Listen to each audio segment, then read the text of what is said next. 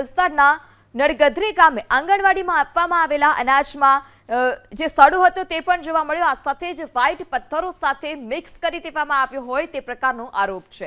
વલસાડની ધરમપુર તાલુકા પંચાયતના અપક્ષ સભ્ય કલ્પેશ પટેલે સ્થળ પર પહોંચી નિરીક્ષણ કરી આરોપ લગાવ્યો કે આદિવાસી વિસ્તારોમાં જાણી જોઈને આ પ્રકારનું અનાજ આપવામાં આવે છે। કલ્પેશ પટેલે આરોપ લગાવ્યો કે હલકી ગુણવત્તાનું અનાજ દ્રાબડી આંગણવાડીના બાળકોના સ્વાસ્થ્ય માટે ચેડા સમાન છે। સમગ્ર મામલે તાત્કાલિક તપાસ કરવામાં આવે અને સંબંધિત અધિકારી પર કાર્યવાહી કરવા પણ માંગ કરી। સમગ્ર મામલે જો કાર્યવાહી નહીં થાય તો આગામી દિવસોમાં મામલતદાર કચેરી ખાતે ધરણા પર બેસશે તેવી પણ ચીમકી।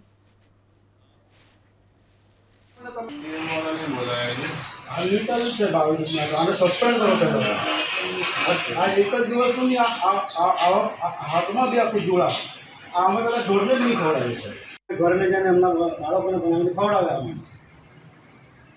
रूबरू चकासीने आव्यो छे। त्यां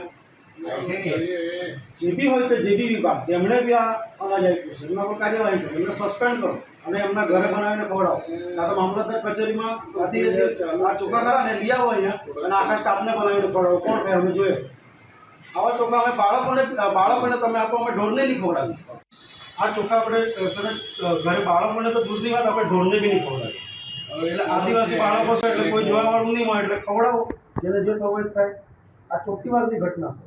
મોરાદમાં સડેલા ચણા નીકળ્યા ઢોર ડુંગળીમાં, ત્યારબાદ આસુરામાં સડેલા ચણા નીકળ્યા નડગધરી અને આજે આ એટલે જે આવું હોય તો કાર્યવાહી કરો અને સસ્પેન્ડ કરો જે બી પુરવઠા અધિકારી જેને બી અનાજ મોકલ્યું તે ચાલે મારે નહીં કઈ નહીં। આ બેનને કહેજો કે બાળકોને નહીં ખવડાવે હમણાં એ આપણે બદલાવ આવીએ।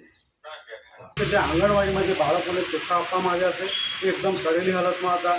જે બાબતે આજે રૂબરૂ ચકાસણી કરવા ગયા હતા અને ત્યારબાદ એ ચોખા લઈને આજે મામલતદાર કચેરીએ પ્રાંત સાહેબને આપ્યા છે અને ફરિયાદ કરી છે કે આવા ચોખા જે અમે આદિવાસી લોકો ઢોરને પણ નથી ખવડાવતા એ અમારા બાળકોને ખવડાવવાની વાત કરે છે।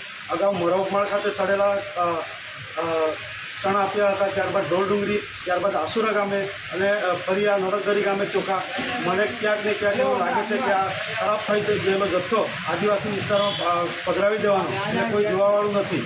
અમે આજે સ્પષ્ટ ભાષામાં કીધું છે આ ચોખાનો જથ્થો તાત્કાલિક બદલવામાં આવે અને જેમણે પણ આ ચોખા મુકાયેલા છે એ અધિકારીને સસ્પેન્ડ કરવામાં આવે, કારણ કે એકને એક ભૂલ વારંવાર ન થાય।